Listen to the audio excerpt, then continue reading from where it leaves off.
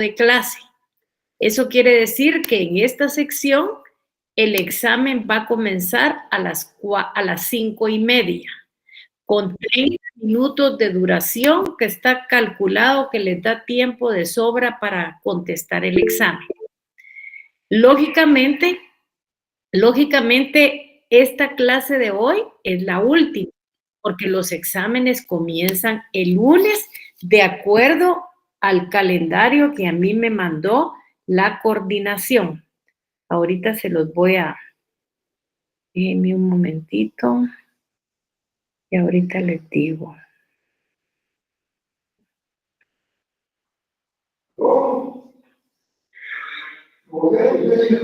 Permítanme.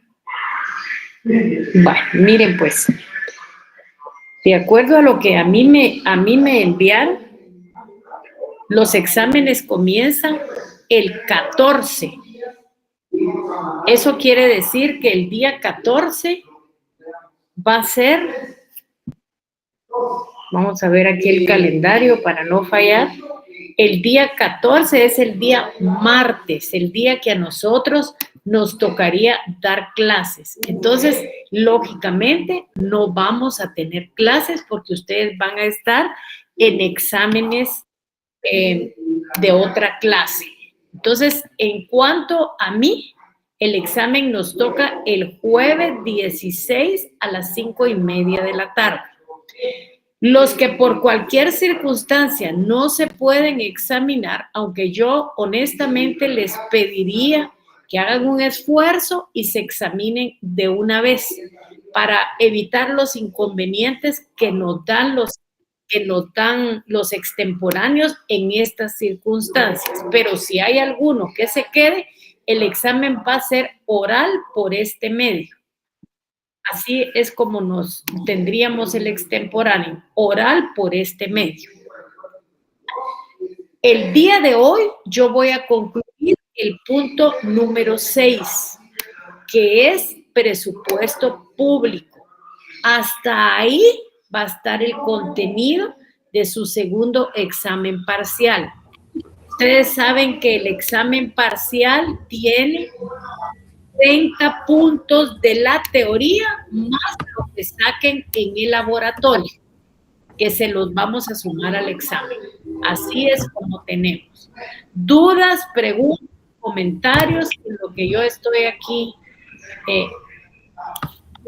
haciendo el ingreso de los alumnos. Si tienen alguna duda, alguna pregunta, resolvámosla de una vez.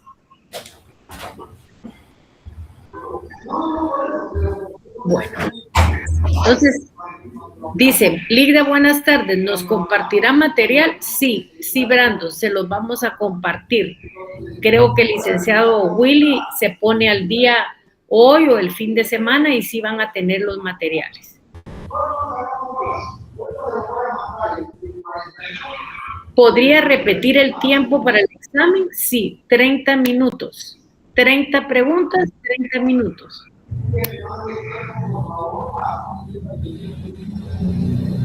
¿Alguna duda, pregunta, comentario?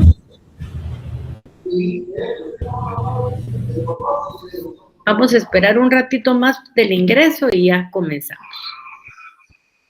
Entonces, repitiéndole, no se les vaya a olvidar que este viernes hasta las 22 horas es el tiempo que tienen para mandar sus laboratorios. Ya lo dijimos varias veces y lo vuelvo a repetir, van a ser por grupos, por esos grupos que se organizaron en la clase. Cuiden, por favor, que los listados tengan de manera correcta los carnet para que no vayamos a tener ningún inconveniente. Otra cosa, ahí se recuerdan ustedes, por favor, que para examinarse del extemporáneo, ustedes tienen que hacer una solicitud. ¿Qué tiene que tener esa solicitud? Esa solicitud, por favor, pongan sección, carnet, su nombre completo y nos agregan su teléfono por si hay necesidad que nosotros nos comuniquemos con ustedes.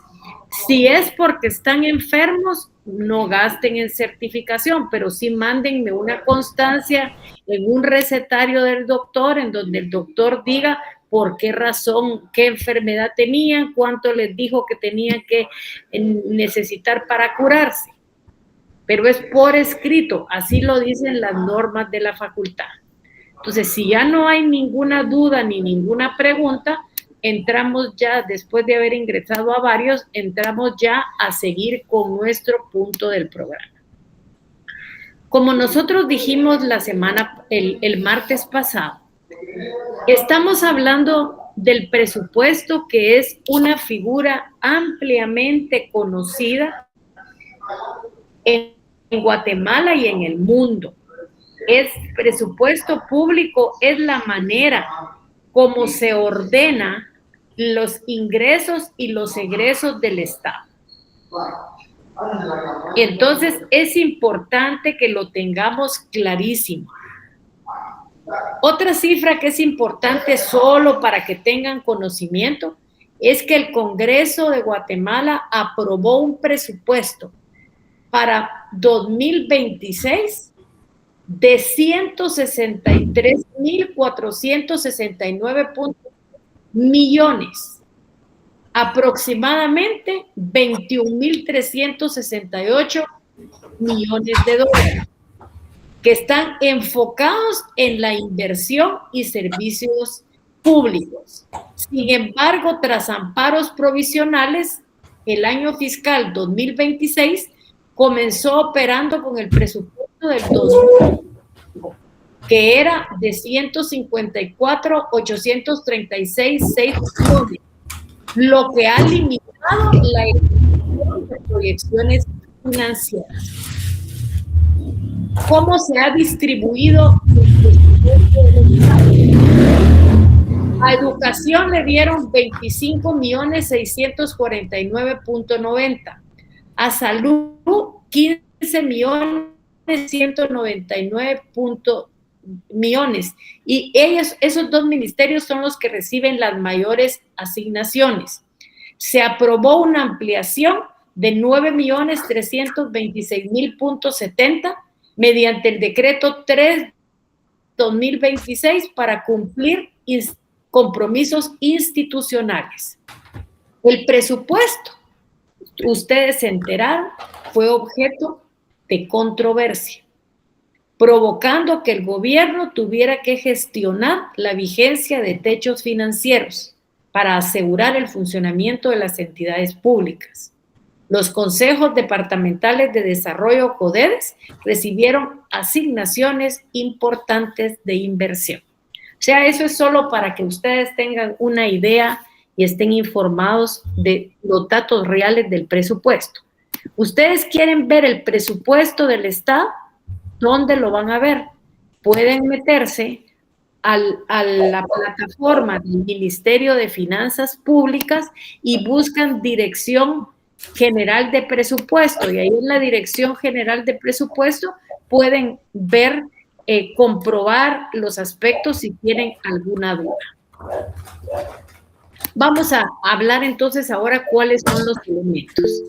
Varias veces yo les he repetido, si alguien levantó la mano.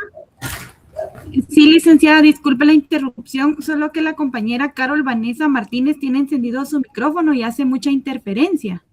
Háganos favor, Carol Vanessa, vamos a ver aquí, así. Carol Vanessa. Ya lo apagó, licenciada, ¿Ya gracias. lo apagó? Ay, perfecto. Buenas tardes, licenciada, disculpe, se activó.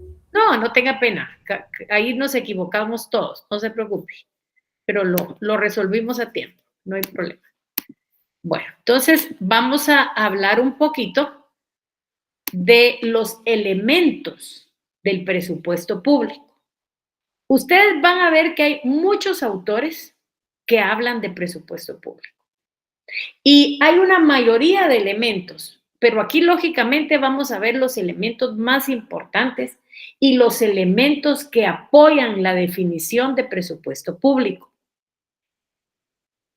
En primer lugar, el primer elemento es que es un documento legal. ¿Qué significa esto? que no es una previsión meramente contable de la realidad financiera del Estado para un próximo periodo, sino debe de comprenderse que el presupuesto público es una ley que, aunque tiene diferencia con otras clases de leyes, implica la aprobación del Poder Legislativo y un mandato estricto en materia de los gastos que en el presupuesto se contempla. O sea, el presupuesto, cuando es aprobado por el Congreso de la República y sancionado por el presidente, es una ley, porque todo lo que crea el Congreso de la República crea leyes. Esa es la función fundamental.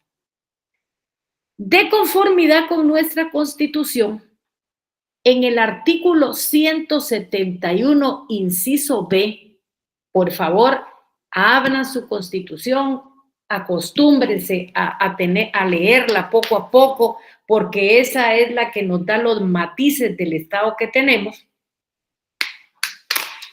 Es el Congreso de la República el que tiene entre sus atribuciones señaladas el de aprobar, modificar o improbar a más tardar 30 días antes de entrar en vigencia el presupuesto de ingresos y egresos del Estado.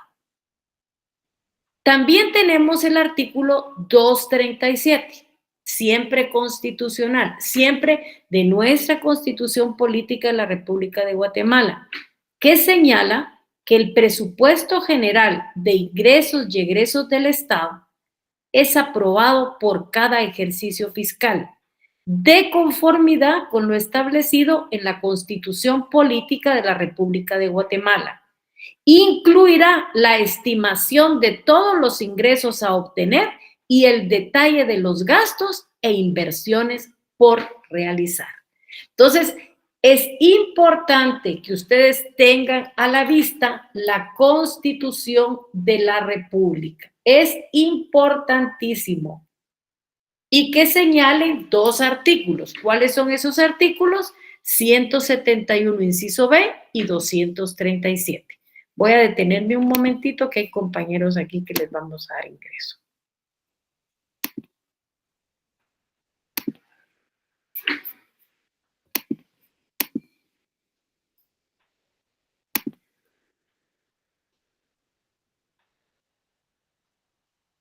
Bueno.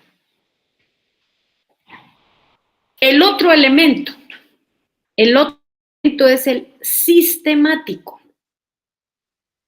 Es un sistema. Este elemento se refiere básicamente a que el presupuesto público se presenta en cifras de las sumas que se contemplan elaborados de acuerdo con un sistema. Lo que se quiere alcanzar por medio de este sistema es que los gastos se agrupen según su objeto, detallándose la cuantía acordada para ellos, y que las entradas se presenten agrupadas de conformidad a la fuente de ingreso, con el rendimiento probable que se espera percibir. Y esto ustedes ya lo leyeron en la Ley Orgánica del Presupuesto, que tuvimos la oportunidad de leer. En nuestro país, que es Guatemala, para lograr aplicar este sistema, se ha utilizado el Manual de Planificación y Programación Presupuestaria del Sector Público, el que nos da el sistema de clasificación para los ingresos y gastos públicos, así como la metodología con base en la técnica del presupuesto.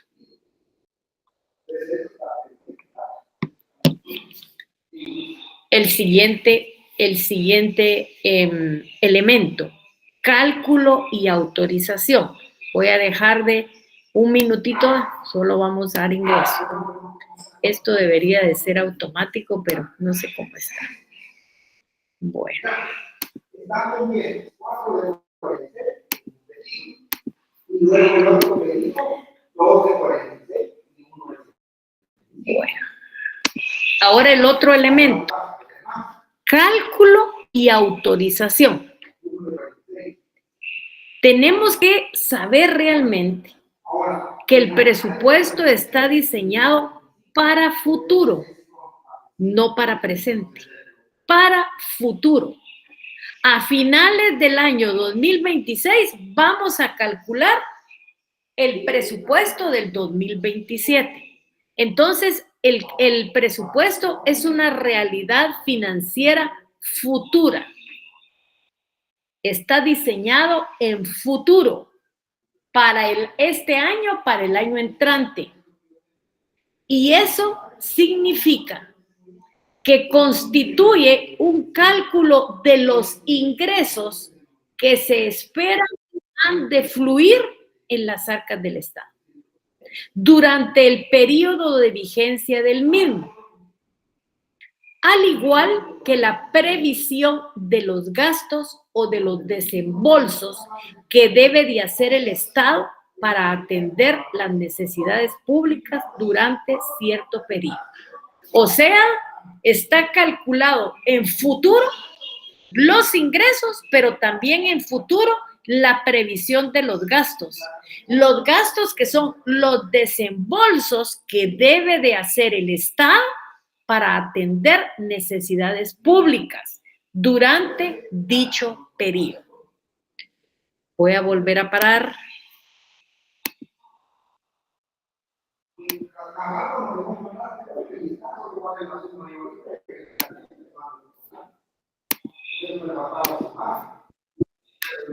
Permítanme que... Ahí está. Bueno. Entonces, el otro elemento de los gastos y de los ingresos. Ustedes se recuerdan que nosotros dijimos que el presupuesto público tiene dos grandes partidas. ¿Cuáles son esas partidas? Esas partidas son ingresos y gastos. Y estas partidas constituyen sus partes esenciales. Y ambos tienen una fuerte relación. Si no hay ingresos, no pueden haber gastos. Por eso es que el Estado tiene que hacer bien esa tarea de conseguir los ingresos necesarios para poder pagar los gastos y satisfacer las necesidades de la población. Lógicamente, en periodos como el que estamos viviendo, periodos inflacionarios serios, el Estado se pone en serios tropiezos. La hacienda clásica, y aquí se mete la hacienda clásica, sostenía el principio basado en que el Estado debe de formular primero sus gastos. Lógicamente, ¿para qué? Para poder saber cuánto de dinero es lo que va a necesitar para recaudar como sus ingresos. Esto lo sostuvo basándose en la regla financiera que se apoya en la libertad. ¿Cuál es esa libertad? Que tiene el Estado de modificar el volumen de los ingresos. ¿Y cómo es que puede modificar el Estado el volumen de los ingresos? Aumentando o disminuyendo los impuestos, que son las exacciones de los particulares. Eso pensaban antes. ¿Y cuál era el resultado de ese pensamiento? El resultado de ese pensamiento de la hacienda pública clásica era estados fortalecidos, con dinero y que podían hacer, lógicamente, la satisfacción, los gastos para satisfacer las necesidades de la población. Pero vino la hacienda pública moderna. Solo les voy a dar ingresos y les voy a contar qué hizo la hacienda pública moderna. Y ahí comienzan los problemas. Ahí comienzan los descontroles, que creo que no hay que contarlo porque todos lo sabemos. Entonces, viene la hacienda pública moderna y lógicamente no está de acuerdo con la anterior concepción. ¿Qué crítica lanza? ¿Por qué no está de acuerdo? Porque la considera parcial y limitada, ya que el volumen de los gastos no se determina en forma abstracta, ni siquiera por el deseo del Estado de atender el máximo de necesidades públicas, puesto que se cuenta con limitaciones naturales. ¿Cuáles son esas limitaciones naturales? La renta nacional de que se dispone y las posibilidades de endeudamiento con que se cuenta. Como mencionados anteriormente, el artículo 237, la Constitución Política de la República señala, entre otras cosas, que el presupuesto incluirá la estimación de todos los ingresos a obtener y el detalle de los gastos e inversiones por realizar. La unidad del presupuesto es obligatoria y su estructura es programática. Todos los ingresos del Estado constituyen un fondo común indivisible que está destinado exclusivamente a cubrir los egresos. Otro artículo que debemos de agregar a nuestro conocimiento, que es el 237.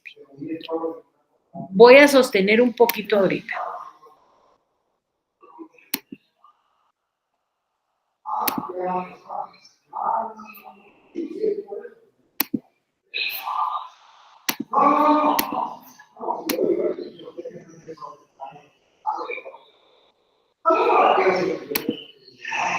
Bueno, ahora el otro elemento es durante un cierto periodo de tiempo. Todo presupuesto tiene un espacio de tiempo. Todo presupuesto es hecho y aprobado para un espacio de tiempo limitado. Y ese espacio de tiempo limitado tiene un nombre. Y eso se conoce con el nombre de ejercicio presupuestario o ejercicio fiscal.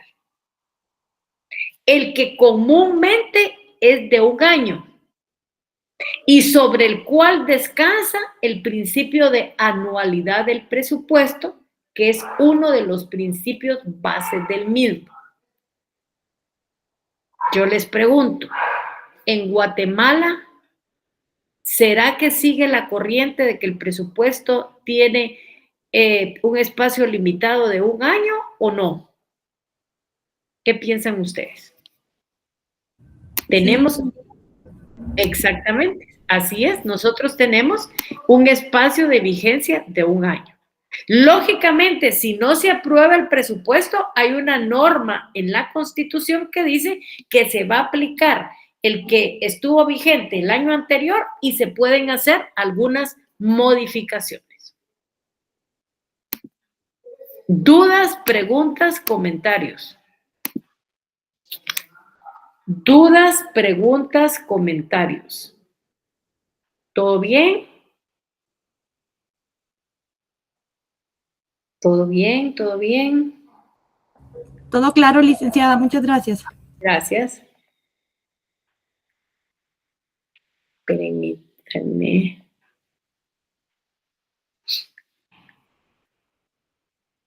Bueno. Entonces, lógicamente, es importante que nosotros sigamos pensando que el presupuesto es el instrumento financiero y de planificación que estima los ingresos y los gastos del Estado por un año buscando alcanzar objetivos de desarrollo. Lógicamente, esto se estructura por etapas de programación, de formulación, de aprobación, de ejecución y evaluación. Oye, malo, ¿qué hacer? Con ganas de echarme para a otras, ¿vio? ¿Quién está? Daniel Rodas, perdone. Ahí estamos ya.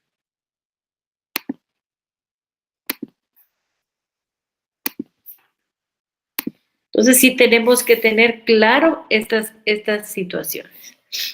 Vamos a continuar. El presupuesto está basado en principios presupuestarios y hay dos tipos de principios. Unos son de carácter sustancial y otros son de carácter formal. Así los desarrolla Giuliani von Rush.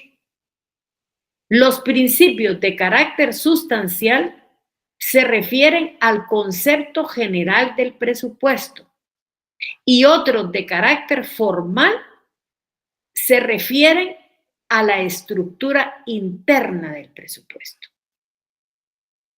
¿Cuáles son los principios presupuestarios de carácter? Aquí hay un error. Vamos a ponerle de una vez la R para que no se nos olvide. De carácter sustancial. Tenemos el principio del equilibrio presupuestario. Este principio es el que más ha centrado la atención de los estudiosos de esta materia. Este principio es considerado regla de oro hasta llegar a la posición que del mismo tienen los financistas modernos. ¿Por qué? Porque los financistas modernos permiten el déficit presupuestario, abandonando por lógica lo que significa el dogma presupuestario. ¿Y cuál es el dogma presupuestario?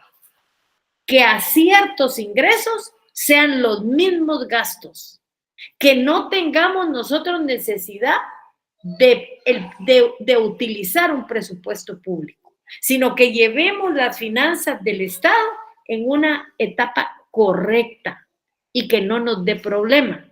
Pero, lógicamente, cuando eso cambió, entonces se comenzó a gastar más de los recursos del Estado y comenzó el Estado a tener grandes problemas.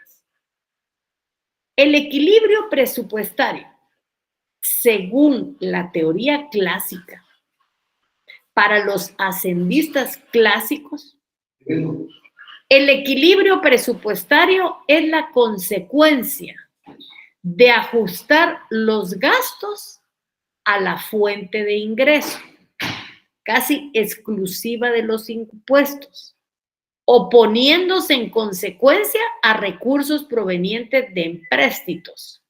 ¿Cuáles son los empréstitos? Los préstamos o de las medidas monetarias como medios para cubrir el déficit, o sea, el hecho de que los gastos totales del Estado no excedan el total de los ingresos ordinarios.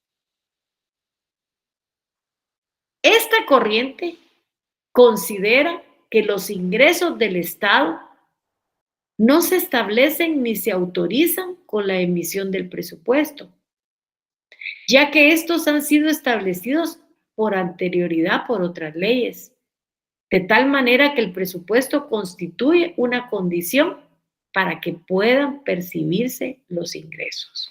¿Y cuáles serían esas leyes? Bueno, pues si estamos hablando de impuestos, que los impuestos son los que van a financiar en su mayoría el presupuesto del Estado, tenemos otras leyes que desarrollan los impuestos. La ley del impuesto sobre la renta, la ley del impuesto único sobre inmuebles, la ley del IVA. O sea, tenemos una serie de leyes que constituye esa condición para que puedan percibirse los ingresos. Voy a parar un momentito para dar ingreso aquí.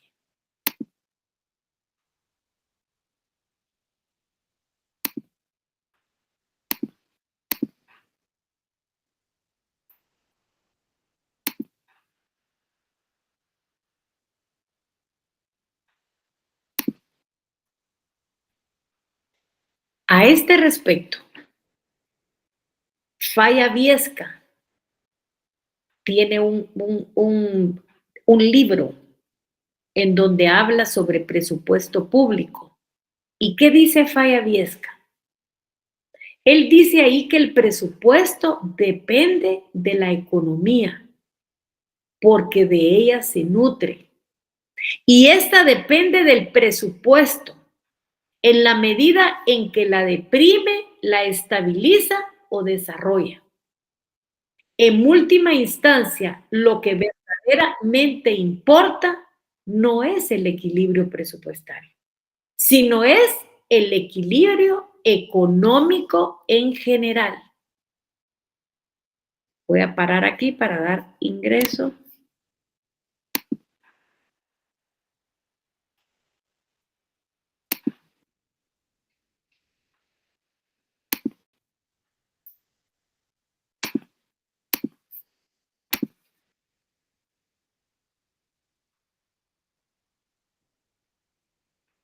Bueno, el equilibrio presupuestario y la doctrina moderna. Ya dejamos lo que dicen los clásicos. Por eso ustedes miraban que antes no habían desequilibrios presupuestarios. ¿Por qué? Porque los clásicos eran muy conservadores. Si yo no tengo dinero, no gasto. Yo solo voy a pensar en qué es lo que voy a gastar. Y ustedes se pueden imaginar que en esa época no había una tarjeta. No había una tarjeta. En cambio, ahora la situación es diferente. El enfoque que le da la doctrina moderna es completamente diferente. Permítanme un momentito.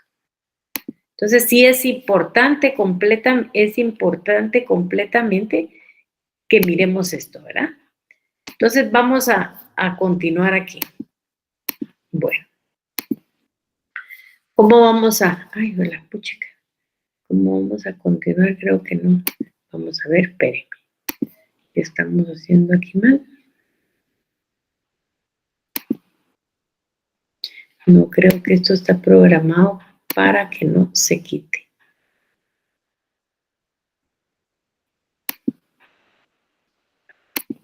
Tienen que ver todo el rato. No, yo creo que ya se quitó. Bueno, entonces, la hacienda pública moderna defiende la conveniencia de que en ciertas situaciones económicas se maneje una política deficitaria del gasto. Incluso sostiene la tesis de que en ocasiones conviene provocar una situación de desequilibrio mediante un incremento de los gastos, a fin de que el Estado pueda actuar con mayor eficacia en la política de empleo y en la creación de nuevas rentas. Aquí tenemos la opinión del autor Harold M. Sommer, que dice él sostiene que, él dice, algunos pretenden que el presupuesto puede estar desequilibrado temporalmente durante los periodos de depresión, pero en el curso del ciclo económico deberían de estar equilibrados. O sea, él da un chancecito y dice, puede haber un momento donde estén desequilibrados. ¿Y dónde van a estar desequilibrados? En los periodos de depresión. Pero en el curso del ciclo económico deberían de estar equilibrados. En este tema es importante entender que cuando hablamos de que el presupuesto es equilibrado, debemos entender que tanto el total de los ingresos como los gastos representan cantidades iguales y debemos entender esta terminología. Dos términos que aparecen que ustedes los oyen bastante, déficit y superávit, porque más de alguna vez en términos contables ustedes han oído esas dos palabras. ¿Y qué es el déficit? cuando los gastos son mayores que los ingresos. Quiere decir ahí que financieramente estamos mal, porque tenemos más gastos y más ingresos. ¿Y qué nos dice la lógica? Que vamos a dejar de satisfacer las necesidades de la población. Pero puede estar la figura del superávit. Puede aparecer el superávit. ¿Cuándo aparece el superávit? Cuando los ingresos son mayores a los gastos y todavía tenemos un excedente. ¿Y ese excedente en qué se convierte? En el ahorro. Yo creo que hoy por hoy, en ninguna relación hay un superávit. Todos tenemos un déficit. Vamos a hablar ahora del principio de anualidad. Hasta lo que vamos viendo. ¿Hay alguna duda, alguna pregunta, comentario? Vamos a darle ingreso aquí. Yo me voy a tomar mi agüita. Puro déficit, así es, Carla. Puro déficit. Todo es malo, dijo aquel. Mira uno la prensa, las noticias, todo es... Estamos jodidos, dirían los abuelitos. Ahora vamos a ver el principio de anualidad.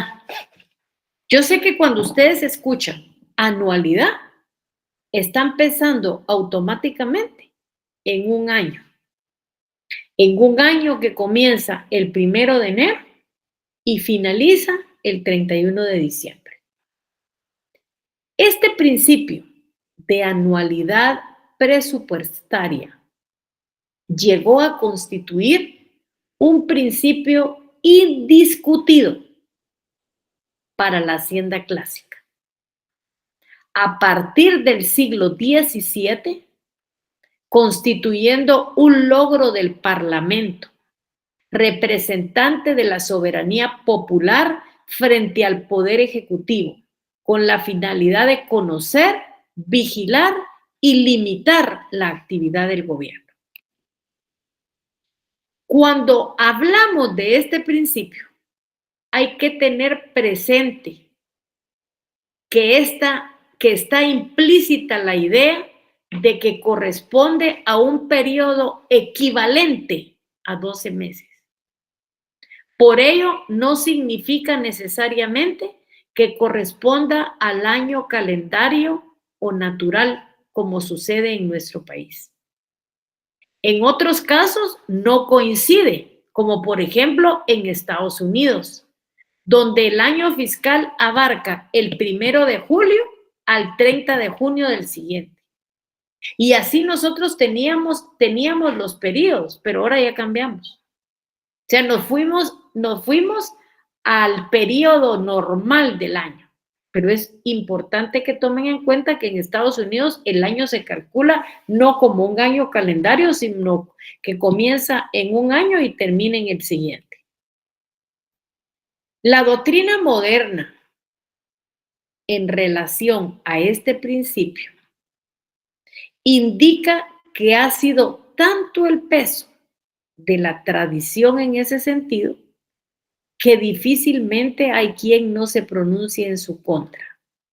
Solo que actualmente, dice Giuliani von Rusch, no se le atribuyen el carácter riguroso de otros tiempos.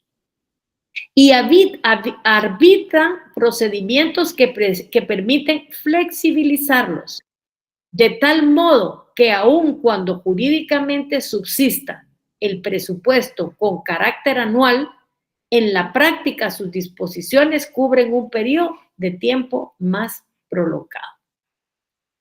Voy a parar un momentito porque voy a dar ingreso aquí.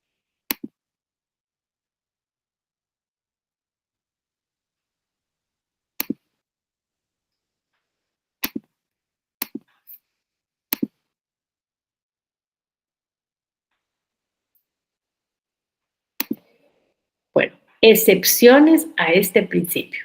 Ustedes saben que todo en la vida tiene excepciones. Siempre hay alguna excepción a la regla. Todas las doctrinas no son absolutas, tienen esta excepción. Como es de suponer, no siempre es posible observar este principio, especialmente en la materia de las erogaciones. En otros casos, circunstancias de orden político lo impiden. Por ejemplo, créditos provisionales y reconducción del presupuesto. Eso va a aparecer en muchos presupuestos y se va a exceder de ese año del principio de anualidad. Ahora tenemos el principio de carácter formal, principios de carácter formal. Y el primer principio que tenemos se llama principio de unidad presupuestaria. ¿En qué estamos pensando? ¿Qué creemos que tiene que ver con este principio? Este principio lo que exige es que todas las finanzas del Estado, en sus gastos e ingresos totales, figuren en un solo presupuesto. Por eso es precisamente que el presupuesto tiene dos grandes partidas. Tiene la partida de los gastos y la partida de los ingresos. Pero aquí lo importante con este principio de unidad es que estén en un solo presupuesto, que el presupuesto tenga esas dos partidas, que no haya un presupuesto de ingresos y un presupuesto de gastos, porque si miramos el de ingresos vamos a creer que tenemos mucho dinero, cuando los gastos representen otra realidad completamente diferente. Con lo anterior se quiere lograr tener un cuadro total y exacto de la realidad financiera de un país, sin ocultamientos, sin mentiras, sino las cosas como son.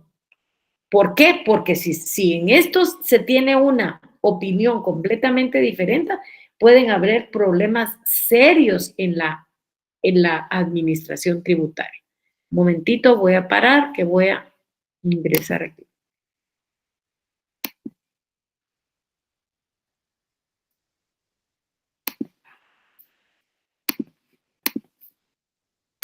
¿Dudas, preguntas, comentarios? Bueno. Las finanzas públicas tradicionales fundamentan este principio en consideraciones de orden técnico, más que de carácter político, sintetizándolas de la siguiente forma, pero ahora se invirtió. Ahora más vale el carácter político que el carácter técnico y los problemas que se enfrentan son grandes. Entonces, en primer lugar, permite apreciar fácilmente si el presupuesto está equilibrado. Si en el mismo documento tenemos las dos grandes partidas, fácilmente puedo ver cuáles son los ingresos, pero ver los gastos y ver si efectivamente está equilibrado. Lo otro es que dificulta la realización de maniobras. ¿Cuáles son las maniobras que se pueden dar? La simulación de la economía o la ocultación de gastos en cuentas especiales.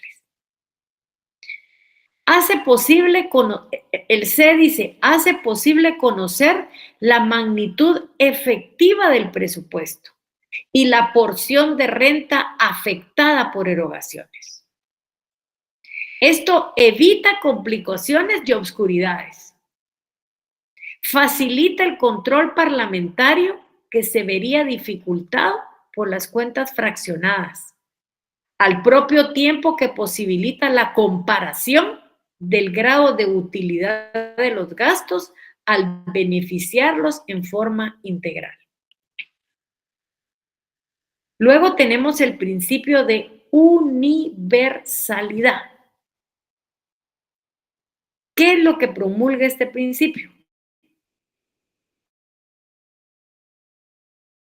¿Cómo debemos ver nosotros este principio? Este es un poco complicado.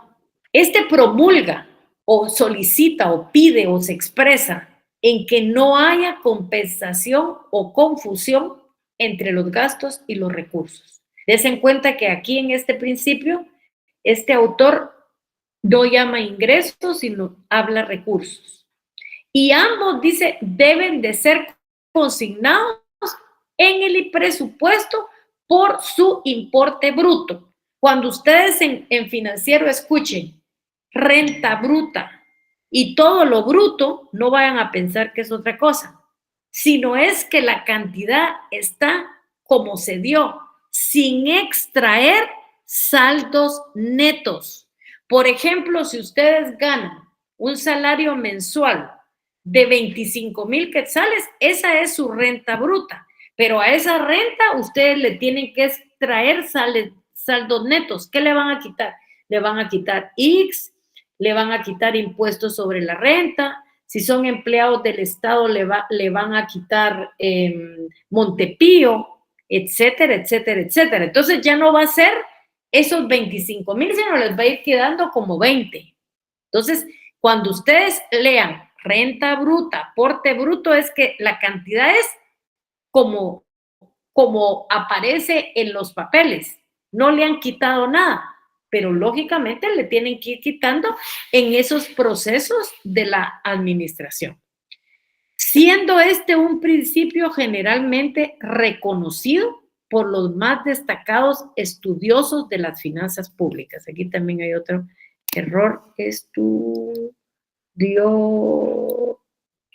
Ahí fue está la mayúscula. Estudiosos de las finanzas públicas. De este principio, la doctrina moderna ha observado que la aplicación de este principio podría conducir a situaciones absurdas, dice, que seguramente desnaturaliza su finalidad, especialmente en lo que se refiere a las actividades industriales y comerciales a cargo de las entidades autónomas. El otro principio es el principio de la no afectación de los recursos. Voy a hacer aquí un anuncito, vamos a ingresar.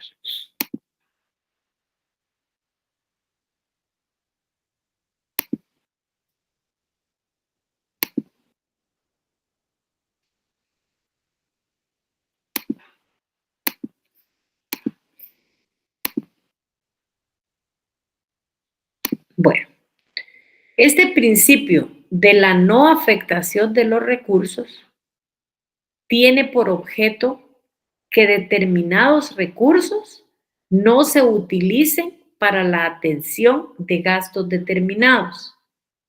Esto es que no tengan una afectación especial, sino que ingresen a rentas generales. No, que no digan, este impuesto va a ser para salud, este ingreso va a ser para gobernación, esto va a ser para el... No. Sino que, ¿qué es lo que promulga este principio? Que ingresen todos los ingresos, valga la redundancia, a rentas generales, de tal modo que todos los ingresos, sin discriminación, entren a un fondo común y sirvan para financiar todas las erogaciones. La doctrina se ha pronunciado casi en su mayoría a favor de este principio, destacándose que con su vigencia se obtienen claros beneficios políticos y económicos. En cuanto a su aplicación, señala Jaramillo Esteban, fuera del desorden que introducen en el manejo de la hacienda pública, estas destinaciones especiales presentan el grave inconveniente de que quedan servicios insuficientemente dotados, a tiempo que otros dejan superávit que no se sabe en qué aplicar. Lógicamente, como todo en la vida, hay transformaciones, porque nada es definitivo. Este principio ha sufrido en las últimas décadas sustanciales modificaciones, dejando de ser un principio financiero de tipo ortodoxo e inmutable, Tratadistas como Duverger y Trotavas han subrayado la necesidad de afectar determinados recursos con gastos especiales, criterio que también compartió Falla Viesca, quien al respecto nos dice que para ciertos casos sí es justificable y a la vez conveniente establecer determinados ingresos para fines especiales y no para gastos generales. Esto no solo, dice él, da una gran transparencia en los recursos obtenidos, sino que facilita enormemente el control del gasto y se convierte en algo muy necesario para la atención de determinadas exigencias económicas y sociales de eludible atención. Luego tenemos el otro principio. ¿Cuál es el otro principio? El que se llama especificación de gastos. ¿En qué consiste este principio? ¿Cómo es que nosotros lo debemos de entender? Este principio, al igual que otros, es una importante conquista del Parlamento francés, que fue alcanzada en el siglo XIX, mediante el cual se impone una limitación más al Ejecutivo en la administración de los gastos públicos, encontrándose este principio incorporado hoy en día a las prácticas presupuestarias de casi todos los países. Conforme a él, la sanción parlamentaria no debe traducirse en sumas globales, libradas a la discrecionalidad de la administración, sino que debe consistir en importes detallados para cada tipo de erogaciones. Esto implica que cada servicio debe tener su denominación y una partida correspondiente para atender el gasto que demanda, lográndose que mientras más se dividan y discriminan los gastos públicos, mejor limitada quede la esfera de acción fiscal del gobierno y más facilidades hay que llevar a cabo la fiscalización del presupuesto. Es importante agregar que tratadistas como Manuel Matus Benavente han agregado principios. Y el principio es los principios que ha agregado son actuales, que son los principios de veracidad y el de publicidad del presupuesto. Voy a parar aquí un momento.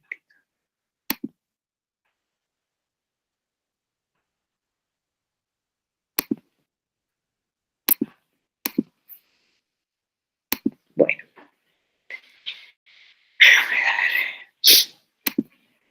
El principio de veracidad. Este principio exige que en el cálculo de los ingresos se consignen solo las sumas que de verdad o verosímilmente puedan esperarse, dice aquí, puedan esperarse, vayan a fluir las arcas fiscales, sin que sea lícito abultarlas para presentar un financiamiento aparente del presupuesto o reducirlas con el objeto de obtener un superávit al ejercicio fiscal. Este principio es importante. ¿Por qué es importante? Porque de la veracidad, de lo cierto, de los datos incluidos en el presupuesto, depende el resultado que de este se obtenga. Y luego tenemos el principio de publicidad. Este principio que hoy rige todas las actuaciones de todos. O sea, recuerden que aquí ya no hay secretos, aquí ya no hay intimidad. Y lógicamente todo se publica. Bueno, ¿y por qué no se va a publicar entonces el presupuesto? ¿Por qué no todos vamos a tener la capacidad de ver cómo está el presupuesto?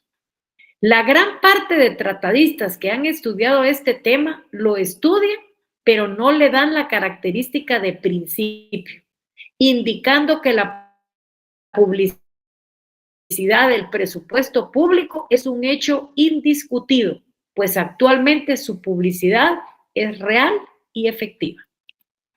Momentos presupuestarios. Son varios los momentos presupuestarios. ¿Cuáles son? Preparación, discusión y aprobación, ejecución presupuestaria y rendición de cuentas. La preparación, ¿cómo se prepara? Se prepara cuando todas las dependencias, ministerios, entidades descentralizadas, autónomas o semiautónomas, envían sus respectivos anteproyectos. ¿Sí? ¿Alguien me levantó la mano? Sí, buenas tardes, licenciada. Le saluda Juan Alfredo Agustín. Solo tengo una inquietud con relación al tema de los principios, porque al final de cuentas, de acuerdo a lo que nos ha estado compartiendo o enseñando, nos dice que hay principios de carácter sustancial y formal. Así es. Pero solo me quedé corto. Si en los de carácter sustancial solo nos presentó 2 principios o había algún tercero. Es la inquietud que me queda nada más. Le presenté más. No, yo hablo solo de los de carácter sustancial. De carácter sustancial. Ajá, porque de formal sí son varios. Dos. Sí, el de equilibrio. Ajá. Y el de anualidad. Efectivamente son solo 2, ¿verdad? Sí, así es. Ahora, solo me quedé confundido nada más ahorita con los de carácter formal. Si efectivamente podríamos considerar que son 6 o solo son 4. No, porque agregamos 2. ¿Cuáles agregamos? Publicidad y... De veracidad y publicidad. Exactamente, son 6. Bueno, entonces sí lo dejaríamos así, yo para tener claro la cantidad. Ok, muchas gracias, licenciada. No tenga pena. Bueno, entonces yo les digo que cuando todas las dependencias, ministerios y entidades descentralizadas, autónomas o semiautónomas, envían sus respectivos anteproyectos al Ministerio de Finanzas Públicas, quien por intermedio de la Dirección Técnica del Presupuesto realiza los estudios para formular el proyecto. Se exceptúan del envío del anteproyecto al Ministerio de Finanzas Públicas según el artículo 20, 21 y 22 de la Ley Orgánica del Presupuesto, los organismos y entes con independencia económica y funcional, como las municipalidades de la República, quienes solo remitirán copias de sus propios presupuestos al Congreso de la República y al organismo ejecutivo antes del inicio de cada ejercicio fiscal para quienes de información y consolidación presupuestaria del sector público. Lo mismo hace la Universidad de San Carlos de Guatemala. En esta fase, en la discusión y aprobación, en casi todos los países del mundo, en donde Guatemala está ahí, el organismo legislativo, o sea, el Congreso de la República, recibe el anteproyecto de presupuesto, quien debe conocerlo, discutirlo y aprobarlo en 3 sesiones consecutivas, debiendo llenar los mismos requisitos de emisión de una ley ordinaria. Luego pasa al organismo ejecutivo para que sea promulgado y sancionado el proyecto de presupuesto. Luego está la ejecución presupuestaria. Esta etapa es de carácter técnico-administrativo y está destinada a realizar la política fiscal y el plan financiero que el presupuesto supone y está encomendado a casi todos los países del mundo al Poder Ejecutivo, a quien se le asigna la responsabilidad de su correcta realización. El Estado debe de velar por el cumplimiento del presupuesto, tratando de hacer efectivas sus 2 fases. ¿Cuáles son esas 2 fases? La fase de la recaudación de ingresos y la fase de la realización de los gastos programados y efectuados. Es normal cuando toda la actividad se desarrolla según lo previsto.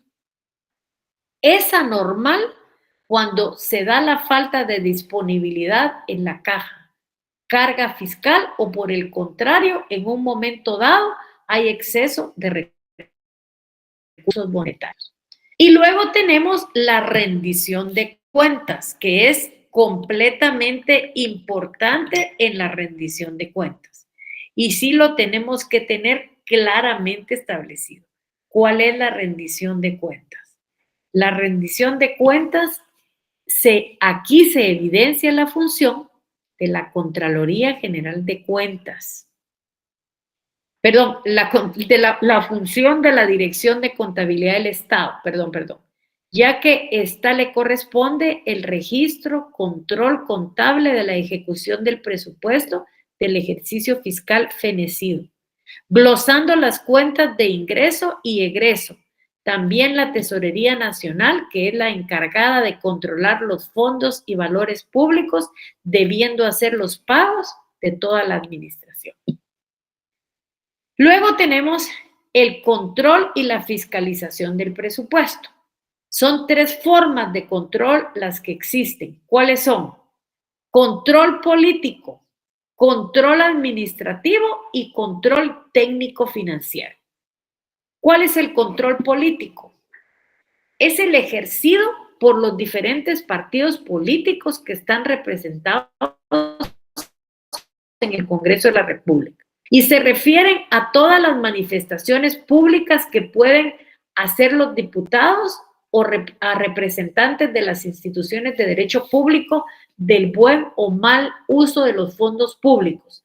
Por ejemplo, la interpelación regulada en la Constitución Política de la República de Guatemala en los artículos 165, inciso J, 166, 167 y 168.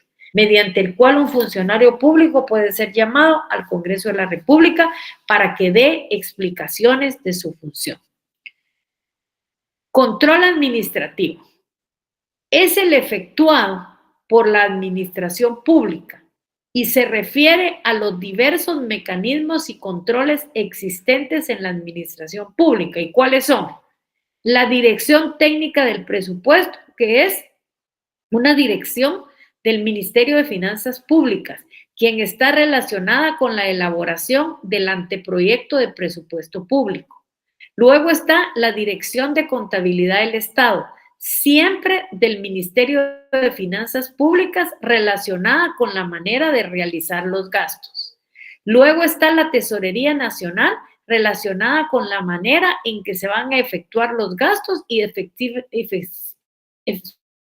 específicamente cómo se van a realizar los pagos. Y 4, otros órganos que participen tanto de los ingresos como de los gastos para que estos estén respaldados documentalmente. Y por último tenemos el control técnico financiero. ¿Quién lo desarrolla? La principal función es ejercida por la Contraloría General de Cuentas como la máxima autoridad fiscalizadora de los ingresos y egresos de la nación. La regulación legal. Nuestro presupuesto público está regulado por la Ley Orgánica del Presupuesto, que es el Decreto 101-97 del Congreso de la República, la cual regula lo relacionado al presupuesto público. A su vez, el presupuesto de ingresos y egresos del Estado se subdivide en 3 clases de presupuesto: presupuestos de ingreso y disposiciones generales. Hasta aquí llegamos al segundo examen parcial. Segundo examen parcial, todo el punto número 6. En un momento les van a mandar los documentos porque me acaba de indicar el licenciado Willy que tuvo un inconveniente. Entonces, cuando ya está en su casa, él va a mandar todo el material. Así que ustedes lo van a tener este fin de semana. Y ahora que ya está la mayoría, les pido no se vayan a salir porque ahorita voy a tomar la foto donde todos estamos ahí. Así que les pido, por favor, que me pongan todos su cámara para que nos miren, los que se miran, pues. ¿Estamos?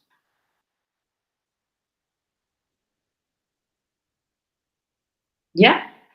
Ok, bueno. Y entonces, ya quítenla, no se preocupen. Les quiero dar las indicaciones. Las indicaciones van a ser más o menos las mismas que tuvimos donde la pandemia, para cuando realicemos el examen. ¿Cuál es? Vamos a trabajar en la plataforma Classroom. Ahí donde yo les mandé la vez pasada un anuncio de cuál era el código para ingresar a las clases. Ahí les va a llegar el día del examen. Voy a calcular que sean unos minutitos en la mañana. Les voy a mandar el código para que todos lo tengan. Yo voy a pedir que el examen lo abran. No voy a pedir, yo voy a abrir el examen a las 5:35, considerando las carreras, los que lleguen, 5:35. Les voy a dar 5 minutos.